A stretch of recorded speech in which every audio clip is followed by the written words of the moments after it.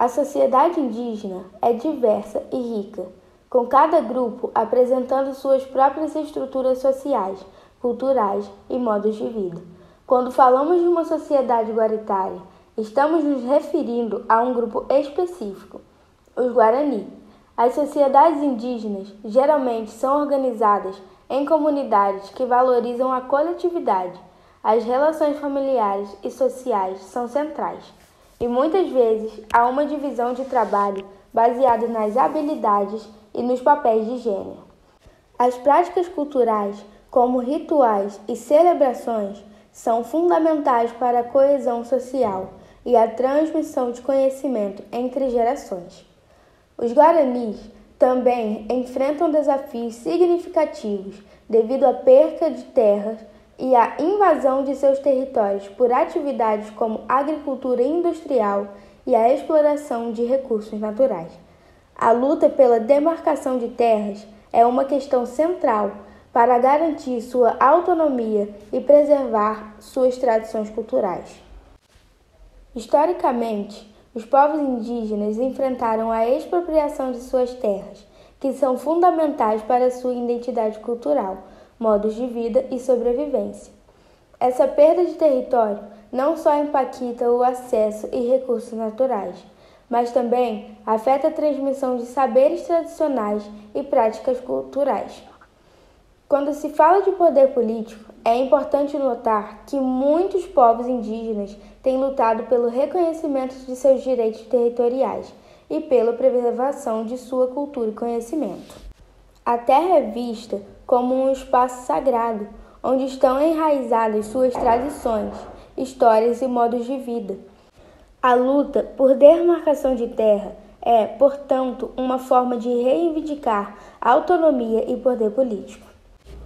Além disso, o conhecimento indígena, que abrange práticas agrícolas, medicinais e de manejo ambiental, é frequentemente desconsiderado ou apropriado por outros sem o devido conhecimento. Isso gera tensões, pois o saber tradicional é uma forma de resistência e afirmação da identidade indígena. Muitos grupos indígenas têm buscado fortalecer sua voz política por meio de organização comunitária e da participação em fóruns nacionais e internacionais.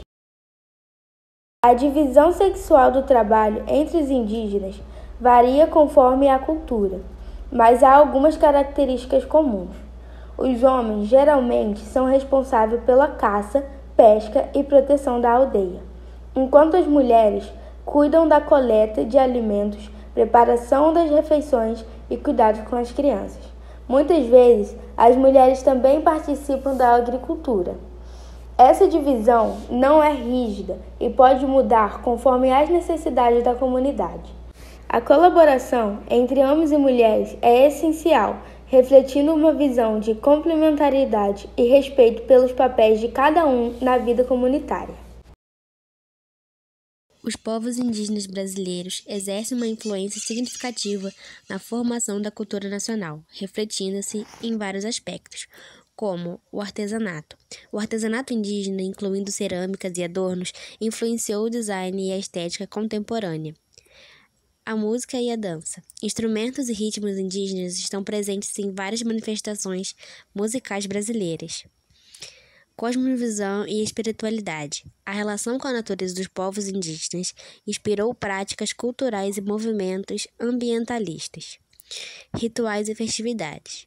Elementos das tradições indígenas foram incorporados em festas populares como o carnaval. Alimentação indígena. Eles usavam técnicas de preparo como cozimento em folhas e fermentação da mandioca. A sabedoria indígena em cultivar respeitando o meio ambiente influenciou práticas agrícolas. A alimentação indígena está ligada a rituais e celebrações, refletindo uma relação profunda com a natureza. Essa herança se manifesta em pratos típicos como feijoada e vatapá, além de ingredientes nativos que ganham destaque na gastronomia contemporânea. Assim, a dieta brasileira é uma das mais variadas do mundo. A chegada dos portugueses ao Brasil aconteceu em 22 de abril de 1500, quando Pedro Álvares Cabral e sua frota desembarcaram na costa brasileira, especificamente na região que hoje é estado da Bahia. Na época, o território era habitado por diversas tribos indígenas, que viviam de forma organizada e tinham suas próprias culturas e modos de vida. Os portugueses inicialmente estabeleceram contato pacífico com algumas tribos, trocando produtos como ferramentas e alimentos. No entanto, ao longo do tempo, as relações se tornaram conflituosas. Os colonizadores começaram a explorar os recursos naturais do Brasil, como o pau-brasil, e a ocupar terras que pertenciam aos indígenas, levando a conflitos e à diminuição da população indígena devido a doenças trazidas pelos europeus e à violência. Esse processo marcou o início da colonização portuguesa ao Brasil, que se intensificou ao longo dos séculos seguintes, com a exploração agrícola e a instalação de engenhos de açúcar.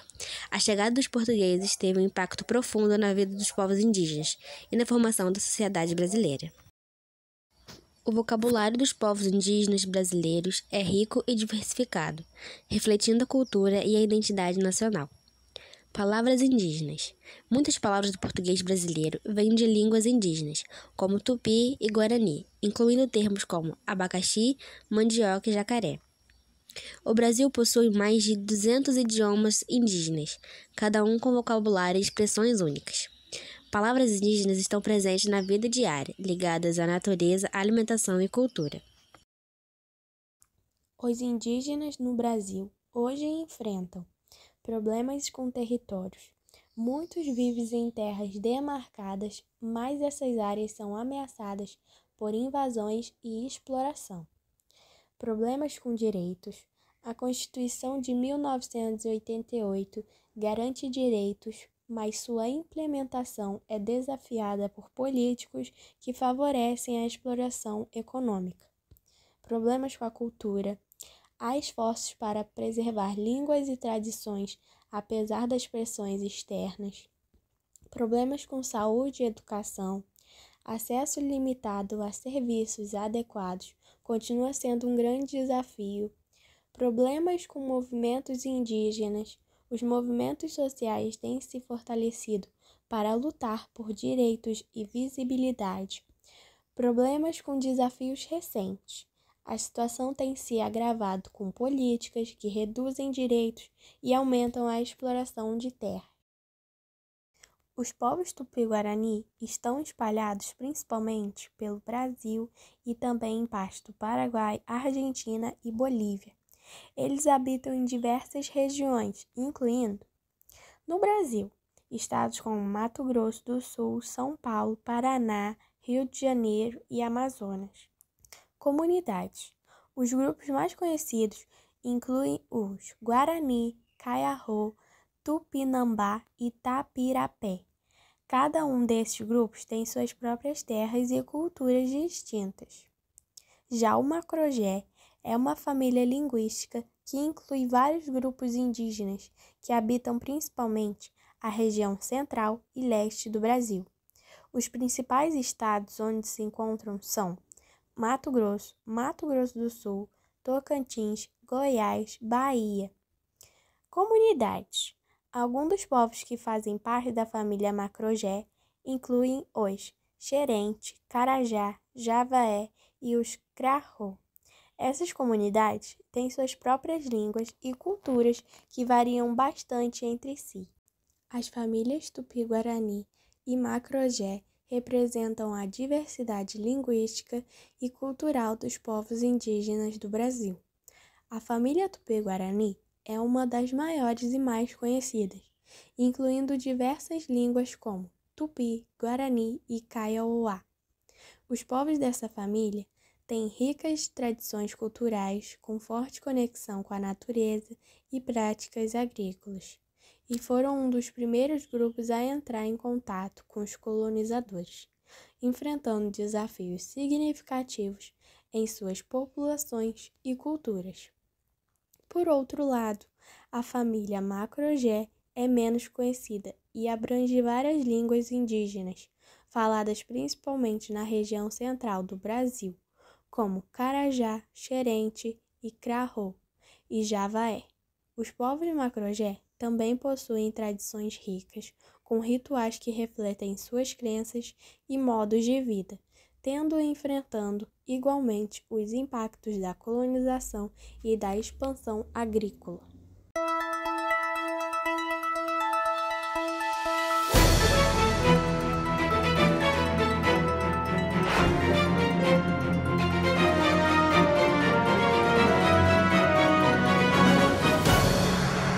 Boa tarde. Boa tarde. O jornal de hoje é um pouquinho diferente. O assunto de hoje é sobre duas tribos indígenas brasileiras, Tupi-Guarani E Macro-G. Hoje, com a nossa repórter Glaucia, a gente vai acompanhar e conhecer mais um pouquinho da cultura Tupi-Guarani. Com ela, iremos acompanhar sua culinária, sua cultura, sua língua e um pouquinho mais. É com você, Glaucia. Boa tarde, meninos. Hoje estamos aqui com a tribo Tupi-Guarani para conhecermos um pouco da história deles. Estamos aqui com o Miguel e com a Kelly. Miguel, me conta um pouco da história da língua Tupi-Guarani. O nosso idioma é uma das línguas mais significativas do nosso tronco linguístico e é falado por diversos grupos indígenas na América do Sul. Muitas palavras da nossa língua entraram para o português brasileiro, principalmente em relação à flora, fauna e cultura indígena. Darem algum exemplo de algumas palavras Tupi-Guarani que veio para o nosso vocabulário e qual a importância dessa língua? Um desses exemplos é a tapioca, o abacaxi, a caiçara e a piranha e várias outras. A nossa língua é de grande importância cultural. A nossa língua é um símbolo da identidade nacional paraguaia. Nesses últimos anos, o nosso povo está se esforçando para trazer a língua Tupi-Guarani de volta. Esse idioma não é apenas uma forma de comunicação, ele também representa as riquezas culturais e a história dos povos indígenas, e continua sendo um elemento importante na identidade da nossa comunidade. Vamos falar com o Wesley e com a Bia. Queríamos saber um pouco do papel de cada um aqui na aldeia. As tribos, homens e mulheres, têm atividades específicas para cada gênero.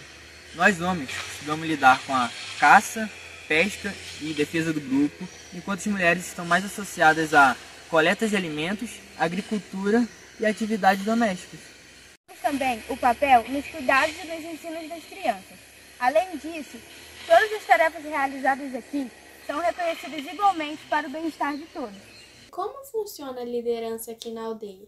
Tem alguém à frente de tudo? Temos nenhum líder, mas temos eu, o cacique, que tem a obrigação de orientar a tribo. Na comunidade, não é normal receber ordens de outros índios. Se algum índio der ordem ao outro, é visto como uma ameaça e até mesmo uma quebra de harmonia. Isso seria contra os princípios da nossa cultura. Vamos conversar um pouco com o Cauã também. E eu queria saber como funciona o poder econômico. Para nós, a terra não é como se fosse uma propriedade, que pode ser vendida ou comprada. Para nós é um bem sagrado, interconectado através das suas culturas. Para nós, não pode ser tratado como um recurso explorativo.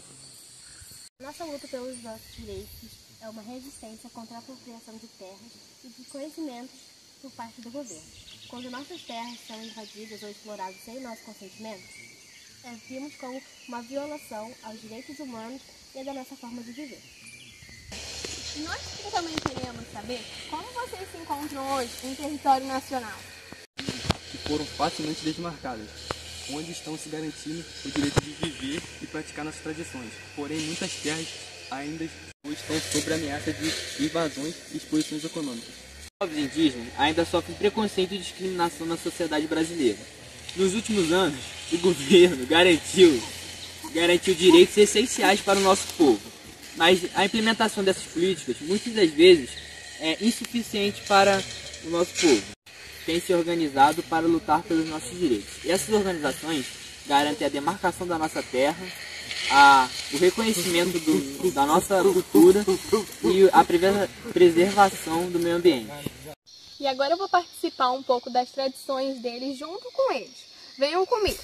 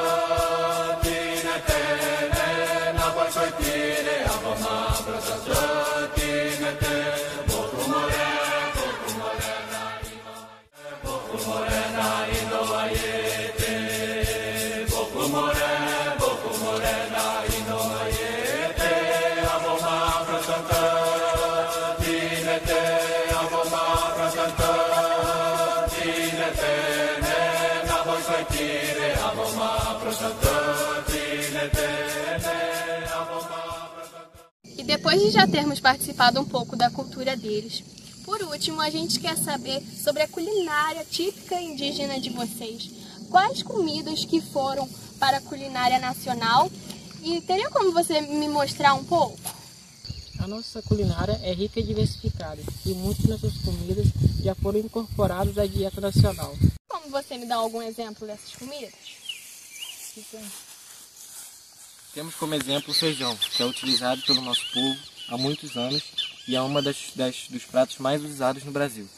Temos também o milho, que é usado por diversas receitas, como bolo de milho, tapioca, pamonha e etc. É muito legal, né? Conhecer e descobrir mais um pouquinho das tribos indígenas do nosso país. E de extrema importância. Com certeza. É demais mesmo. E assim a gente encerra o nosso jornal. Uma boa tarde. E um bom restinho de aula com o Antônio Jorge. Tchau.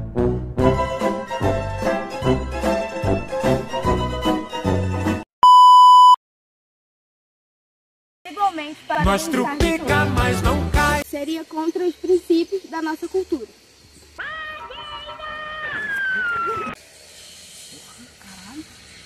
Tá, só grava a tua parte agora. Eu é que não vou ficar me estressando, galera. Tudo que me estressar este ano eu vou descartar da minha vida. Parece que a gente... Mostrar vocês pintando. Faz o nome da minha mãe. Vocês... Meu Deus.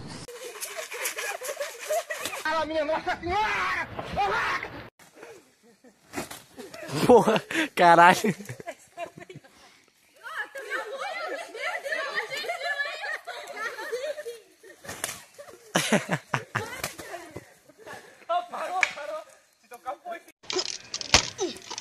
Solta meu cabelo, solta meu cabelo, solta meu cabelo. Entrevistar a tribo Tupi-Guarani. Gente, teriam como vocês me contarem alguma história feliz? Uma vez, uma ovelha se perdeu na aldeia. Montamos um comboio, fomos atrás da ovelha, achamos a ovelha e comemos ela. Mas não pode contar isso na entrevista, é feliz. Uma vez, um boi se perdeu na floresta.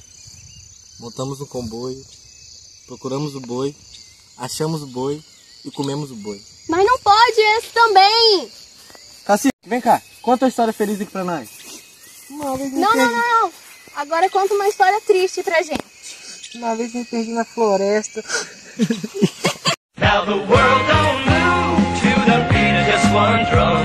Gente, esse foi o nosso trabalho.